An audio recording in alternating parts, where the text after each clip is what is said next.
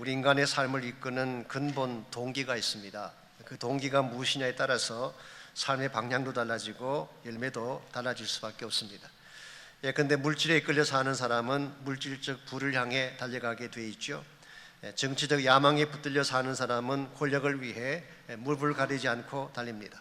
상식도 사회 정의도 통하지가 않습니다. 아무리 반대해도 막무가내로 가는 것을 보게 됩니다.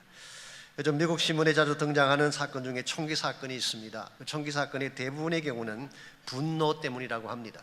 사회에 대한 분노, 직장에 대한 분노, 심지어는 가족에 대한 분노 때문에 총기를 난사하고 칼을 휘두른다는 것입니다. 그러므로 우리가 무엇에 붙잡혀 사느냐가 참으로 중요합니다. 바른 것, 건강한 것에 붙들려 살게 될 때에 우리 삶이 건강하게 되지만, 그렇지 못한 세속적인 것에 붙들려 살게 되면 세속적인 열매를 맺게 되는 것입니다. 여러분이 아시는 대로 지난 수요일이 9/11 테러가 일어난 18주년을 기념하는 날이었습니다. 2001년 9월 11일 벌어진 이 사건은 미국 전체 시스템과 가치관을 바꾼 결정적 계기가 됐습니다. 국가적인 차원에서만 그런 것이 아니라 개인의 삶에도 엄청난 변화를 가져왔다고 합니다. 실제로 9.11 테러가 일어난 그 다음에 뉴욕 타임즈에서 특집 기사로 이것을 다루면서 그때 그 현장에 있었던 한 사람의 스토리를 소개한 적이 있습니다. 뉴욕 맨하탄의 정권회사에서 전산을 총괄하던 한 남자분에 대한 이야기인데요, 이분은 테러가 일어나던 그날 세계무역센터 110층에서 열리는 세미나에 참석하고 있었습니다.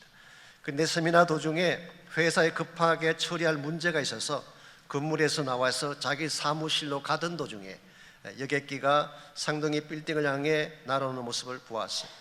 그 다음 순간 불기둥이 솟아오르고 불덩이가 쏟아지는 가운데 건물이 서서히 붕괴되기 시작했습니다. 빌딩 옥상으로 올라간 사람들이 아우성을 치고 어떤 사람들은 허드슨 강이 보이는 쪽을 향해 몸을 던지기로 했습니다. 결국 그날 110층 세미나실에 있던 그의 동료 100여 명이 모두 희생을 당했습니다. 소방관이었던 그의 조카는 현장에서 생명을 잃었고 그분의 동네 사람들만 67명이 희생을 당했다고 합니다. 이 사건으로 말미암아 그의 회사도 문을 닫게 되고 이분도 실직자가 되고 말았습니다. 지난 35년 동안 자신의 청춘을 바쳐서 일했던 회사인데 모든 것을 다 내려놓고 나올 수밖에 없었습니다. 참으로 큰 손실이요 큰 아픔이 아닐 수도 없습니다. 그래도 불구하고 이분이 이런 고백을 했습니다.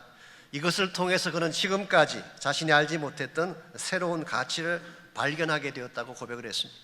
사실 이분은 지난 35년 동안 오직 정권에 스탁에 자기의 모든 것을 걸고 살아왔습니다.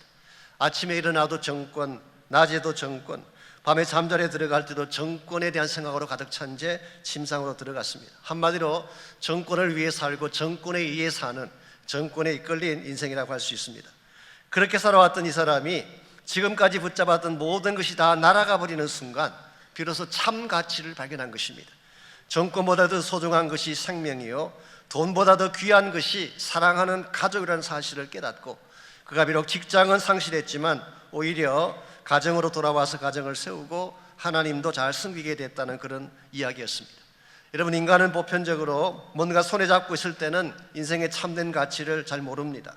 그러나 그것을 놓아버리는 순간 참된 가치에 눈을 뜨게 되는 것입니다. 이런 의미에서 지금 내 마음을 붙잡고 있는 것이 무엇인지를 잘 점검하는 것은 참으로 중요합니다. 내 마음의 중심에 만일 건전하지 못한 생각이나 야망이 꽉 차 있다면, 나의 마음 중심에 건강하지 못한 상처나 분노가 가득 차 있다면 이 모든 것들을 다 내려놓고 하나님의 은혜 앞에 나와야지 비로소 여러분은 진정한 가치를 발견하게 되고 참된 축복을 향해 달려갈 수가 있는 것입니다. 오늘 이 시대를 사는 많은 사람들이 마음 중심에 세상적인 것을 갖고 살아가기 때문에 세상적인 열매밖에 맺지 못합니다. 그러나 우리의 마음 중심에 하나님의 은혜가 가득 차서 은혜를 따라 살게 된다면 하나님이 기뻐하는 거룩한 열매를 맺게 되는 것입니다. 이런 측면에서 우리 마음 중심을 하나님의 은혜가 이끄는 것, 참으로 중요한 사실이 아닐 수 없습니다. 오늘 같이 봉독한 본문에 보시면은 이 하나님의 은혜 앞에 자신의 모든 것을 다 내어놓았기 때문에 위대한 사역의 열매를 맺었던 사도 바울의 고백이 오늘 본문에 기록된 말씀입니다. 사실 오늘 본문의 이 말씀은 지난주에 이어서 바울의 권리 포기에 대한 변정을 계속 다루고 있습니다. 지난주에 소개해드린 것처럼 사도 바울은 자유자였지만 그 자유를 포기한다고 했습니다. 바울은 사도였지만 사도직의 특권도 포기한다고 했습니다. 바울은 일하지 않고 교회 지원을 받으며 사역을 할 충분한 권리를 갖고 있었지만 그것마저도 포기한다고 했습니다. 심지어 그를 향해 비난하고 모욕하는 자들에 대해서도 따지지 않고 참는다고 했습니다. 자, 사도 바울이 왜 이와 같이 본인에게 주어진 모든 권리를 포기하고 모든 것을 참아야만 했을까요? 바울을 하여금 이 모든 것들을 포기할 수 있도록 만들었던 근본 동기가 과연 무엇일까요? 결론부터 말씀드리면 그것은 바로 하나님의 은혜였습니다. 사도 바울의 가슴을 관통해 지나가는 가장 중요한 힘, 사도 바울의 전생애를 붙들고 있는 가장 중요한 파워는 바로 하나님의 은혜라는 것입니다. 하나님의 은혜가 바울을 바울되게 했고 바울의 삶을 새롭게 주도했고 바울을 통해 맺게 될 열매를 극대화시킨 것입니다. 사도 바울이 직접 기록했던 디모데전서 1장 11에서 15절에 보게 되면 바울은 원래 자기 자신을 박해자요 폭행자라고 표현을 했습니다. 예수 믿는 사람들을 잡아 죽이고 교회에 상처를 입히고 주님을 대적했던 사람이었습니다. 사도 바울의 표현을 직접 인용하자면은 나는 죄인 중에 괴수다. I am the worst of the sinners. 죄인 중에서도 가장 악질, 가장 나쁜 존재다. 그런 표현을 했습니다. 이와 같이 하나님을 대적하고 교회에 상처를 입히고 죄인 중에 가장 악질적인 죄인이었던 이 바울이 복음의 사도가 된다는 것이 이해가 되십니까? 이 사도 바울의 과거 행적을 생각한다면 상상조차 할 수 없는 것입니다. 어떻게 이런 사람이 교회 안으로 들어올 수가 있고 이런 사람이 복음 맡을 수가 있겠어요? 그럼에도 불구하고 하나님은 이와 같은 바울을 충성되게 여기셔서 직분을 맡겼다고 성경은 기록하고 있습니다. 과연 이와 같이 아무 자격이 되지 않고 정말 악하게 살아왔던 이 사람에게 거룩한 직분을 맡겨주신 근본 이유가 무엇일까요? 디모데전서 1장 14절에 그 해답이 나와 있습니다.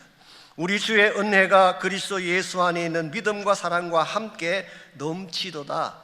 NIV 성경을 보게 되면 The grace of our Lord was poured out on me abundantly. 우리 주님의 은혜가 나의 속에 차고 넘치도록 부어졌다, 그런 뜻이에요. 사도 바울은 하나님의 은혜가 그 가슴 속에 부어진 인생입니다. 사도 바울의 모든 의식과 생각을 하나님의 은혜가 장악하게 된 것입니다. 그 순간 바울은 지금까지 그가 주장했던 모든 것들을 내려놓게 되고 하나님을 위해 전심을 드리는 인생이 된 것입니다. 고린도서 15장 9절과 10절을 보게 되면 그는 이렇게 고백합니다. 나는 사도 중에 가장 작은 자라. 나는 하나님의 교회를 박해하였으므로 사도라 칭함받기를 감당하지 못할 자니라. 그러나 내가 나 된 것은 하나님의 은혜로 된 것이니. 여기에 바울의 아주 중요한 인식이 있습니다. 비록 나는 사도의 자격도 되지 아니하고 사도의 일도 할 수 없는 박해자에 불과하지만 그러나 나의 나 된 것은 하나님의 은혜로 된 것이다. 내게 주신 그의 은혜가 헛되지 아니하여 내가 모든 사도보다 더 많이 수고하였으나 내가 한 것이 아니요 오직 나와 함께 하신 하나님의 은혜로다.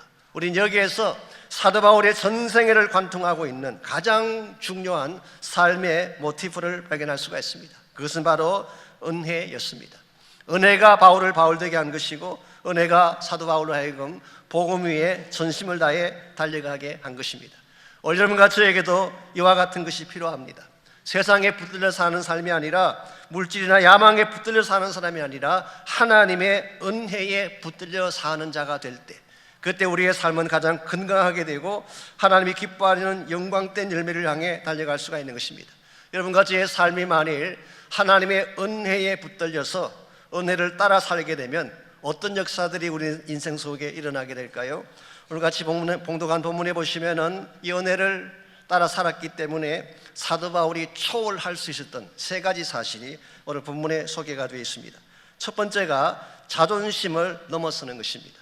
은혜에 붙들리게 되면 자존심을 내려놓을 수가 있게 된다, 그런 뜻이에요. 이 자존심이라고 하는 것은 강한 자아의식을 말하는 것이죠. 제가 표준 국어 사전을 보았더니 이렇게 정의가 내려 있습니다.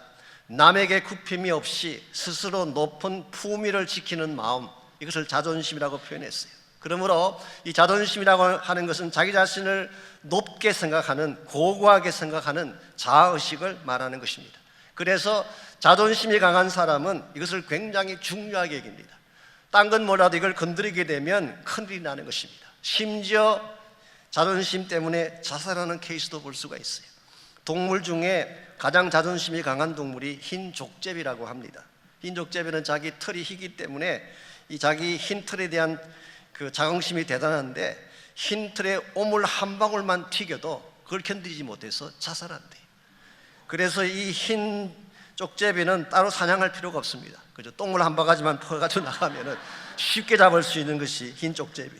오늘 본문에 묘사된 바울이 maybe 이와 같은 차원의 인물로 소개할 수가 있습니다. 거의 완벽에 가까웠던 사람, 자의식이 강했던 사람이었어요. 왜냐하면 그는 참 집안이 좋았어요. 공부도 많이 했습니다. 돈도 많은 부잣집 아들이었어요.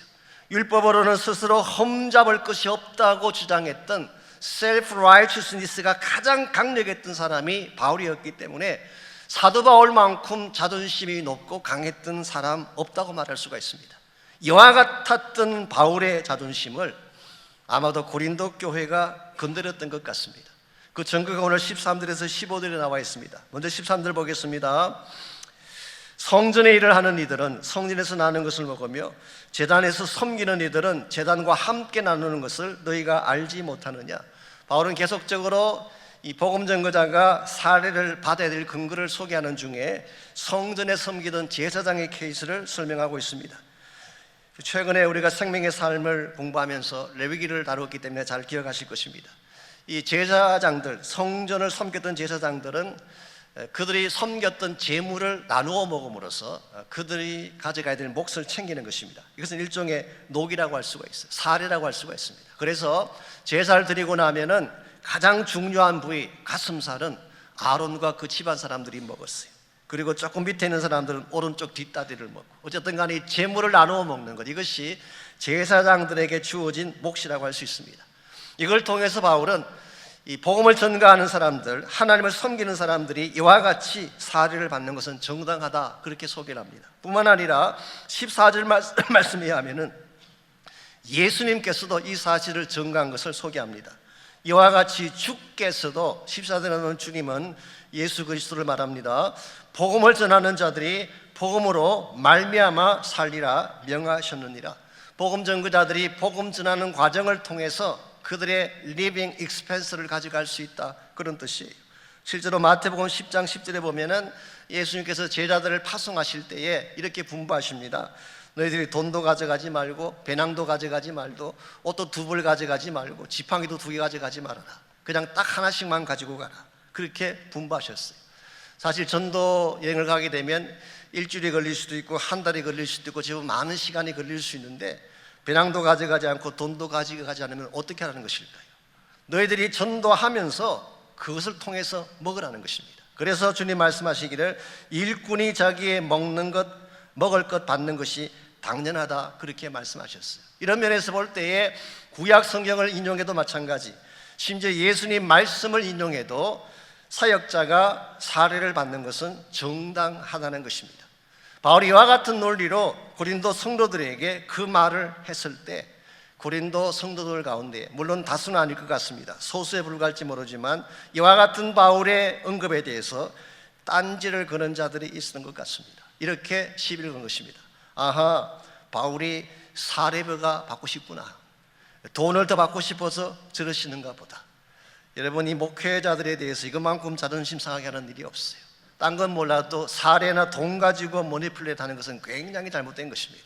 목회자의 마음을 가장 아프게 하고 자존심 상하게 하는 것이 이 대목인데, 사도 바울에 대해서 고린도 교회 성도들 중에 그렇게 말하는 사람이 있었어요. 이와 같은 그들의 지적에 대해서 15절을 보시면은 바울이 뭐라고 답변했나요? 그러나 내가 이것을 하나도 쓰지 아니하였고 또 이 말을 쓰는 것은 내게 이같이 하여 달라는 것이 아니라 내가 차라리 죽을지언정. 이거 굉장히 스트롱한 단어를 쓰고 있습니다. 여기는 이모션이 좀 담겨져 있어요. 차라리 내가 죽을지언정, 내가 너희들에게서 받지 않아서 차라리 굶어 죽을지언정 너희들로부터 물질 달라고 이렇게 말하는 것이 아니다. 우리 이 대목에서 이미 사도 바울의 자존심에 큰 상처가 난 사실을 확인해 볼 수가 있습니다. 사도 바울의 진심을 알아주지 아니하고 지금까지 청렴결백하게 하나님 복음 위에 살아왔던 그 모든 것들을 다 무시하고 돈 문제를 가지고 시비를 걸었을 때 사도 바울의 마음이 얼마나 아팠겠어요. 자존심이 얼마나 상했겠어요. 그런데 그렇게 자존심이 강한 이 바울이, 지금까지 한 번도 자아를 내려본 적이 없었던 이 사도 바울이 이것마저도 넘어서는 것을 볼 수가 있습니다. 15절 하반부를 보시면 그 사실을 확인할 수가 있습니다. 15절 하반부, 누구든지 내 자랑하는 것을 헛된 대로 돌리지 못하게 하리라. 우리는 여기서 바울이 정말 지키고 싶어하는 것이 무엇인지를 볼 수가 있습니다. 바울이 정말 지키고 싶었던 것은 자기 자신의 자존심이 아니라 누구든지 내가 자랑하는 것을 헛되게 만들지 못하기 위함이다. 여기서 바울이 자랑하는 것이 뭘까요? 한마디로 복음입니다. 더 정확하게 설명하면은 복음 때문에 모든 것을 내려놓았던 바울의 사역을 말하는 것입니다. 우리는 여기서 사도 바울의 진정한 관심사가 자기의 자존심 세우는 것이 아니라 복음에 있다는 사실을 확인할 수가 있습니다. 여러분, 어떻게 그렇게 강했던 바울이 자기의 자존심을 다 내려놓고 오히려 허물허물한 존재가 돼서 이와 같은 공격에도 불구하고 하나님 앞에 자신을 드릴 수 있게 되는지, 그 설명은 한 가지밖에 가능한 것이 없습니다. 하나님의 은혜를 받았기 때문에 그런 것입니다. 우리가 하나님의 은혜를 알고 나면 나를 내려놓을 수가 있게 돼요. 가장 내리고 싶지 않은 나의 자존심마저도, 나의 체면마저도 내려놓을 수 있는 가장 강력한 근거가 하나님의 은혜예요. 여러분, 바울이라고 해서 왜 분한 마음이 없었겠어요? 그렇게 공격하는 사람들을 대할 때 상처가 없었겠습니까? 그러나 그때마다 아마 바울은 그렇게 자신을 다구쳤을 것입니다. 무슨 말이냐? 너 죄인 아니냐? 죄인 중에 괴수 아니냐? 죄인 중 괴수 주제에 분해할 게 뭐가 있어? 매입이 그는 이와 같이 자기 스스로 다스리며 이와 같은 자존심의 문제를 처리했는지 모르겠어요. 오늘 사실 우리가 너무 높기 때문에 이 문제가 처리가 안 되는 것입니다. 진짜 내가 죄인 중에 괴수요, 나는 아무것도 아닌 것을 알게 되면 자존심 넘어갈 수가 있는 것입니다. 어떤 분이 그런 말씀하셨잖아요. 이등병은 분노하지 않는다. 군대 갔다 오신 분들은 아시지만 이등병은 가장 그 계급이 낮은 짝대기 하나. 이등병은 분노할 게 없어요. 그냥 때리면 맞고, 주면 먹고, 안 주면 굶고, 까라면 까고, 이게 이등병의 숙명이에요. 근데 병장 정도 되면 달라진대요. 자아가 나오기 시작하는 것입니다. 자신의 존재 가치가 나오기 시작하는 것입니다. 제가 요즘 그래도 비교적 가정생활을 무난하게 하는 비결이 여기 있습니다. 평소에 늘 제 스스로 다짐하기를, 나는 이등병이다. 주면 먹고 안 주면 안 먹고, 가라면 가고 쓰라면 쓰고, 이와 같이 스스로 이등병이 됨을 선포하게 되면 와이프하고 싸울 일이 없어요. 여러분, 자매님들은 이런 상황이 오면은 내가 잘나서 그런 줄 알지만 사실은 이등병인 걸 아는 것이 성숙이에요. 내가 정말 하나님 은혜 앞에 비하면 아무것도 아니라는 것을 아는 것이 사실은 성숙이에요. 오늘 본문에 기록된 바울의 인식이 바로 그런 것입니다. 나는 죄인인데, 나는 하나님이 버리셔도 저주받아도 괜찮을 사람인데, 이런 주제에 나의 자존심, 나 자의 영광이 뭐 그렇게 대단하다고. 중요한 것은 복음이지, 하나님의 뜻이지. 이게 사도 바울의 모습이었어요. 사랑하는 성도 여러분, 은혜에 붙잡히면 나를 내어놓을 수가 있습니다. 그리고 나를 내어놓으면 하나님의 일이 진행되기 시작하는 것입니다. 내가 살아있기 때문에 복음이 막히게 되고, 내 자존심이 살아있기 때문에 하나님의 뜻이 무너지게 되는 것이지, 나를 내려놓는 순간 하나님의 위대한 일이 진행되는 것입니다. 우리가 은혜에 붙잡히게 되면 자존심을 넘어설 수가 있습니다. 뿐만 아니라 두 번째로 자랑도 넘어설 수가 있게 됩니다. 우리 인간에게는 무엇인가 업적을 자랑하고 싶어하는 그런 심리가 다 있습니다. 뭘 잘했으면 좀 칭찬받고 싶어하고 박수 받고 싶어하는 그런 심리가 다 있는데, 이것마저도 넘어설 수 있다, 그렇게 말씀하고 있습니다. 16절을 보겠습니다. 내가 복음을 전할지라도 자랑할 것이 없으면 내가 부득불할 임이라. 만일 복음을 전하지 아니하면 내게 화가 있을 것이로다. 오늘 본문을 통해서 바울은 내가 복음을 전할지라도 자랑할 것이 없다, 그렇게 말씀합니다. 솔직히 바울만큼 열심히 복음 전하고 많은 교회를 개척한 분이 어디 있겠어요. 그럼에도 불구하고 나는 자랑할 것이 아무것도 없다. 왜 이런 말씀을 하셨을까요? 오늘 본문에 의하면 두 가지 이유 때문입니다. 첫째는 부득불을 해야 될 일이기 때문에, 이 복음 전거라고 하는 것은 나에게 부과된 필수적인 일이기 때문에 이것은 자랑거리가 아닌 것입니다. 예수 믿는 사람이라면 당연히 반드시 해야 될 필수 과제이기 때문에, 두 번째 이유는 하지 아니하면 화가 있을 것이기 때문이라고 했습니다. 이게 화라고 하는 이 단어는 재앙이란 뜻입니다. 혹은 징벌이라고 번역할 수도 있습니다. 이 복음을 전하지 아니할 때 화가 있다는 이 말은 종말론적인 차원에서 설명하자면 우리가 복음을 제대로 전하지 아니하면 나중에 주님 오실 때에 우리에게 책임을 물으신다, 그런 뜻이에요.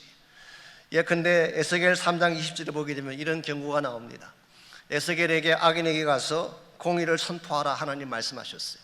만약 그 사람들이 공의를 듣고 돌이키면 그들은 살게 될 것이다. 근데 만일 너가 전했는데도 불구하고 그들이 듣지 아니하면 그건 너 책임이 아니다. 그래서 한 말씀도 하셨어요. 만일 너가 전하지 아니해서 그들이 죽게 된다면 그들은 당연히 심판받게 되겠지만 그 핏값을 내가 너의 손에서 찾으리라 말씀하셨어요. 굉장히 심각한 경고가 아닐 수 없습니다. 우리가 침묵하고 복음을 선포해야 될 위치에서 선포하지 아니하게 되면 그 핏값을 우리에게 물으시겠대요. 이것은 굉장히 엄중한 경고의 말씀이 아닐 수 없습니다. 그러나 오늘 이 말씀은 그것 외에 또 한 가지 의미가 있습니다. 영적으로 복음을 전하지 아니하면 내 마음이 불편하다, 그 뜻을 담고 있어요. 내 마음속에 복음에 대한 욕구가 있음에도 불구하고 전하지 않게 되면 부담이 생깁니다. 가책을 하게 됩니다. 그러므로 내 마음의 기쁨과 평안을 빼앗김으로 고통을 당하게 되는 것입니다. 어쨌든 간에 오늘 본문의 말씀을 정리하면 복음 전거라고 하는 것은 우리가 마땅히 해야 될 바이고 기꺼이 해야 될 사명이지 자랑거리는 아니다, 그런 뜻입니다. 그럼에도 불구하고 솔직하게 고백드려서 우리가 하나님 안에서 무슨 일을 하면은 생색내고 싶어 하잖아요. 나 업적 자랑하려고 할 때가 참 많잖아요. 내가 뭘 열심히 했는데 알아주지 아니하면 섭섭해하지 않나요? 그 이유가 뭘까요? 우리가 하나님 앞에 얼마나 빚을 졌는지를 모르기 때문에 그런 것입니다. 여러분과 제가 예수 믿는 순간 하나님의 은혜에 얼마나 빚진 자인가를 모르기 때문에 우리는 뭔가를 조금 하면은 자랑하고 싶어 하는 것입니다. 로마서 1장 14절에 보면 바울은 선포합니다. 헬라인이나 야만인이나 지혜 있는 자나 어리석은 자에게 다 내가 빚진 자라고 했어요.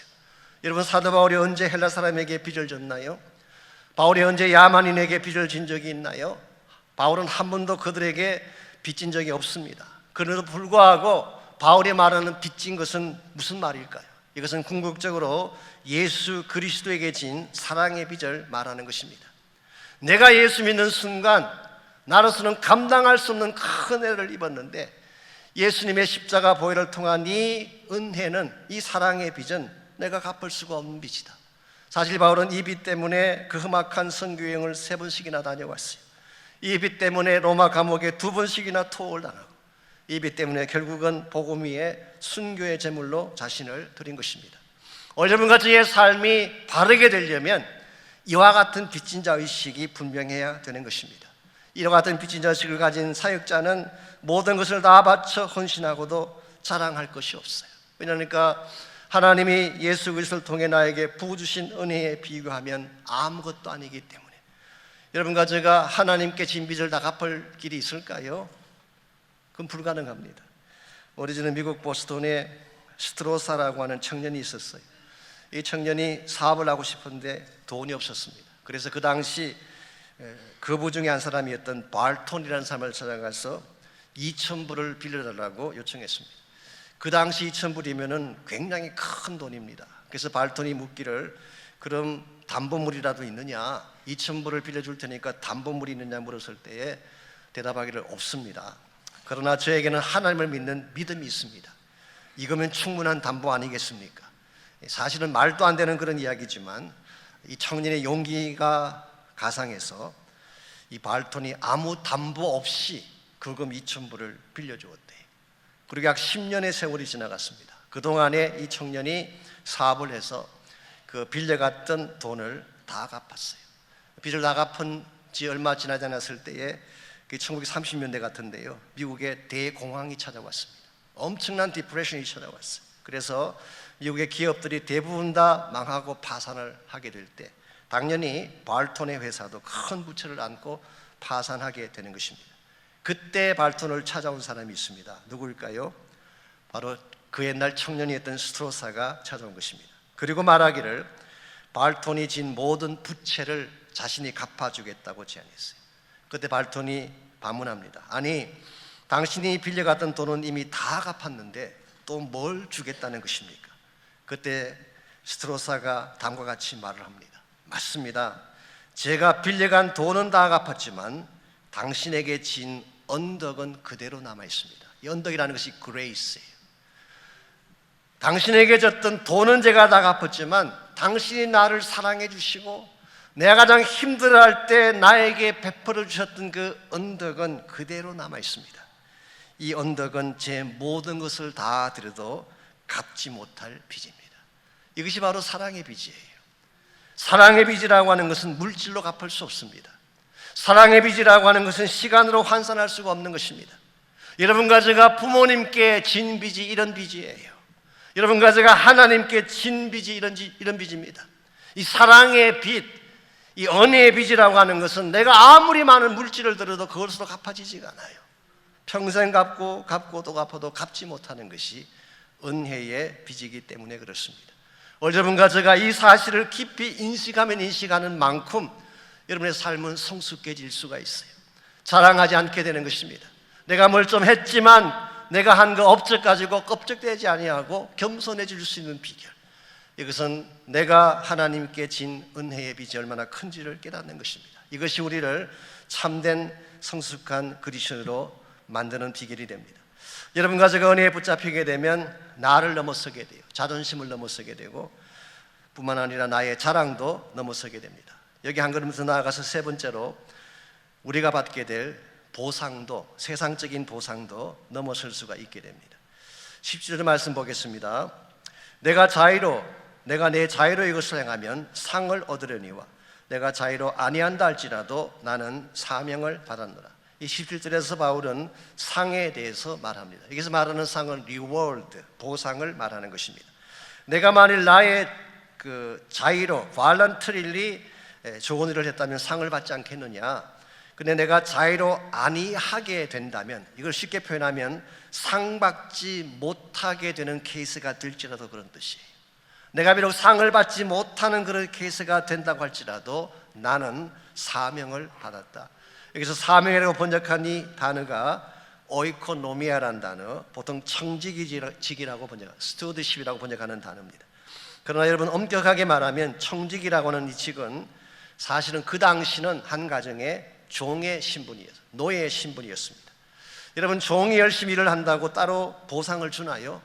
그런 법은 없습니다. 종은 열심히 일하는 것이 당연하고 열심히 일을 해도 보상을 바라지 않는 것이 종의 위치예요. 누가복음 17장 10절에 보면 이 사실을 예수님께서 종의 비유를 통해서 잘 설명해 주고 있습니다. 어떤 종이 있었는데 밭에 나가서 하루 종일 열심히 일을 했습니다. 얼마나 피곤하겠어요. 피곤한 몸을 이끌고 집에 돌아왔을 때 이 종을 위해서 누가 밥상을 차려주겠습니까? 아무도 차려줄 사람이 없습니다. 본인이 차려야 돼요. 그래서 본인이 피곤한 몸을 이끌고 밥상을 다 준비합니다. 자, 밥상을 준비한 후에 이 종들이 먼저 먹을 수가 있을까요? No way. 먼저 먹을 수가 없습니다. 주인이 먼저 식사하시도록 다 대접해드리고 종들은 계속 그 옆에 서서 웨이트온하는 것입니다. 서서 그들을 수종 들고 섬기는 것입니다. 그리고 주인이 다 먹은 후에야 비로소 그들도 음식을 먹고 쉬는 것, 이게 그 당시 종의 모습이었습니다. 예수님께서 이와 같은 비유를 말씀하신 후에 누가 종이 수고했다고 살해하는 것을 본 적이 있느냐? 너희도 마찬가지다. 너희가 정말 하나님 나라의 종이라면 하나님의 일을 열심히 하고 전심을 다해서 일을 하고도 이렇게 고백해야 된다. 우리는 무익한 종이라 마땅히 해야 할 일을 한 것뿐입니다. 이게 주님께서 소개하시는 천국, 청지기직의 바른 모습이에요. 우리는 무익한 종입니다. 마땅히 해야 할 일을 한 것뿐입니다. 이것이 오늘 주님께서 기대하시는 사역자의 모습이기도 하고 하나님 나라 일꾼의 모습이기도 합니다. 우리는 칭찬을 바랄 때가 많고 보상을 바랄 때가 많지만 참으로 하나님께서 기뻐하시는, 지금도 찾고 계시는 바른 청지기는 무슨 일을 할지라도 마땅히 해야 될 일을 한 것뿐이라고 고백을 하고 보상이나 그에게 돌아올 반대급부를 생각하지 않는 것, 이것이 성경이 제시하고 있는 은혜를 아는 건강한 사역자의 바른 모습이라고 할 수가 있습니다. 그럼에도 불구하고 솔직히 우리 이 땅을 살아가면서 보상을 받을 때가 참 많지 않습니까? 무슨 일을 하면 박수도 받고 싶고 칭찬도 받고 싶은, 그러나 여러분 기억하십시오. 이 세상적인 보상은 절대 오래가지 못합니다. 한 번 박수가 영원한 박수는 아니에요. 박수가 야유로 변하는 케이스는 얼마든지 볼 수가 있습니다. 뿐만 아니라 보상을 바라고 일을 했을 경우에는 열매도 아름답지 못할 때가 더 많아요. 왜냐하면 계산을 따라 일한 것이기 때문에 열매가 순수하지 못한 것입니다. 그러나 만일 여러분과 제가 세상의 보상 바라지 아니하고 인간적인 보상 바라지 아니하고 하나님 한 분만 바라보며 일하게 되면 그때 하나님께서 진짜 주시고 싶은 상이 있어요. 그게 18절에 기록된 내용입니다. 18절, 그런즉 내 상이 무엇이냐? 앞에서 상이 없다고 말을 한 후에 바울은 18절에서 내 상에 대해서 설명합니다. 그런즉 내 상이 무엇이냐? 내가 복음을 전할 때에 값없이 전하고 복음으로 말미암아 내게 있는 권리를 다 쓰지 아니하는 이것이 내가 받게 될 상이라고 고백하고 있습니다. 17절에서 말한 상과 18절에서 말한 상은 다릅니다. 17절에서 말한 상이 인간적 보상을 말하는 것이고 이 땅에서의 보상을 말하는 것이라면 18절에 바울이 말하는 이 상은 하늘의 상을 말하는 것입니다. 이것이 진짜 우리가 사모해야 될 상이에요. 가끔 이게 상에 대해서 이야기를 하면 상을 기대하는 것은 좀 덜 영적인 것이다 그렇게 생각하는 분이 계세요. 그런데 사실은 그렇지 않습니다. 어떤 상이냐가 중요한 것이지 상을 바라는 것 자체는 잘못된 게 아니에요. 왜냐하니까 성경 말씀 보게 되면 분명히 하나님께서는 우리 모두가 장차 받게 될 상에 대해서 말씀하고 있기 때문에. 그런데 마태복음 5장 12절에 보면은 너희가 이 땅에서 핍박받고 환난을 당하면 기뻐해라, 하늘에서 너희 상이 크미니라 그렇게 말씀하셨어요. 마태복음 6장 20절에 보게 되면 너희들의 보화를 하늘에 쌓아두라, 이 땅이 아니라 하늘에 쌓아둘 보화에 대한 말씀하셨어요. 심지어 요한계시록 22장 12절 말씀 보게 되면 주님께서 재림하실 때 내가 속히 오리라 말씀하실 때에 속히 오시는 목적 중에 하나를 상을 주기 위함이라고 말씀하셨어요. 내가 줄 상이 나에게 있어 각 사람에게 행한 대로 갚아주리라. 성경은 분명히 우리가 받게 될 상을 소개하고 있습니다. 그 외에도 의의 면류관, 생명의 면류관, 찬양의 면류관, 많은 면류관들에 대해서 소개를 하고 있습니다.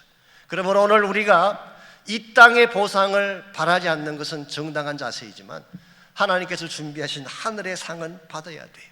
매비 사도 바울이 오늘 본문에서 말하는 상은, 내가 받게 될 상은 복음의 열매를 뜻한다고 생각합니다.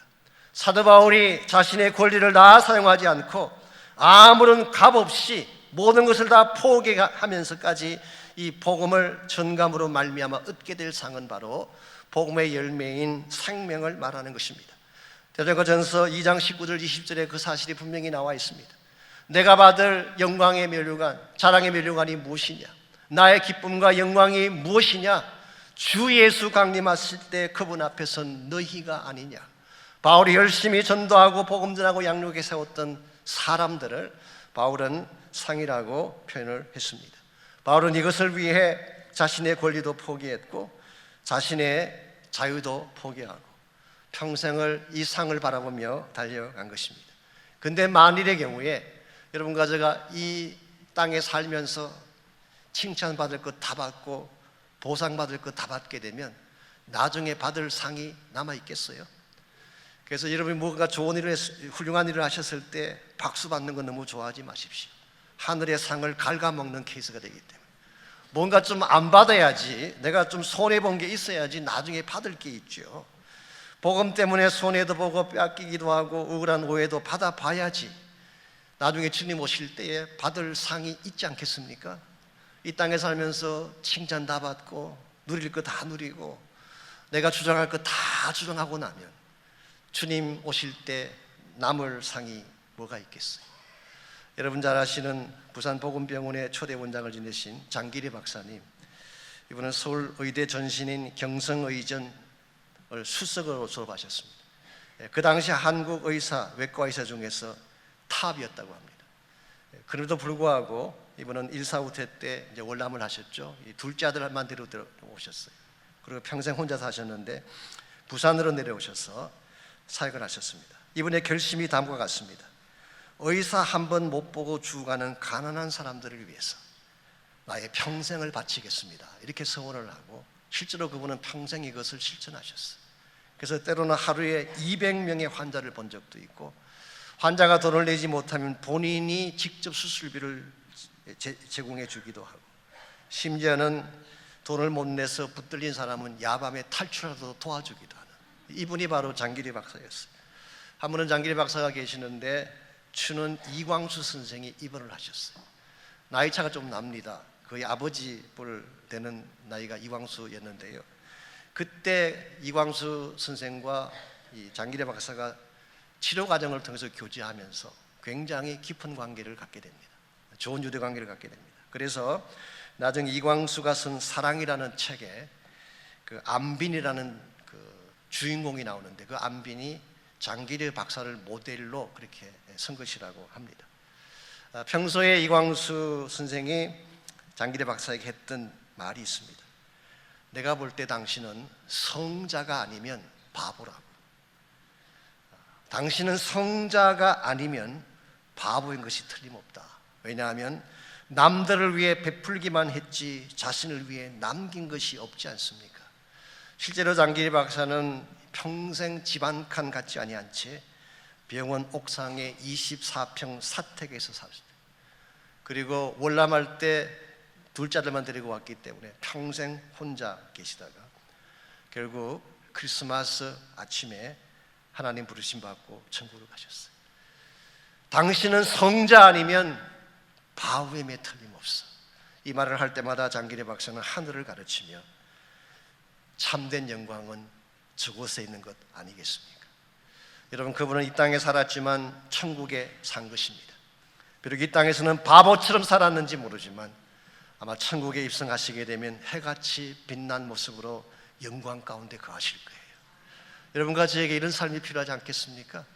서거리 이 땅을 위해 나의 모든 것 다 소비해버리고 막상 영원한 나라에 갔을 때에 아무것도 받을 것이 없는 빈털터리가 된다면 이런 인생을 누가 성공적인 삶이라고 말할 수가 있겠어요? 이 땅에 있는 걸 아무리 많이 가져도 그것은 나를 부유하게 만들지 못합니다.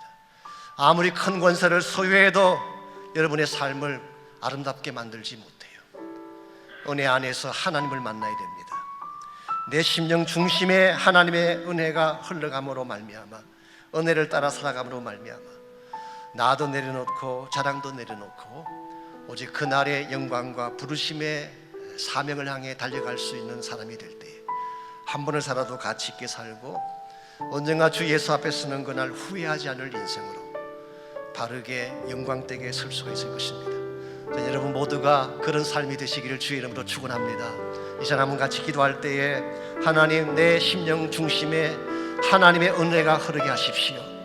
내 삶의 가장 중요한 삶의 모티브가 하나님의 은혜가 되게 하십시오. 물질에 매여 사는 자가 아니라, 세상 권세에 얽매여 사는 자가 아니라 하나님 사랑에 매여 사는 자가 되게 하십시오. 은혜에 매여 사는 자가 되게 하십시오. 그래서 나를 통해 복음이 증거되게 하시고, 나를 통해 하나님 나라가 이루어지게 하시고, 나를 통해 주님의 기뻐하실 영광된 목적들이 성취되게 달라고 한번 나같이 한 목소리로 합심해서 함께 기도하겠습니다.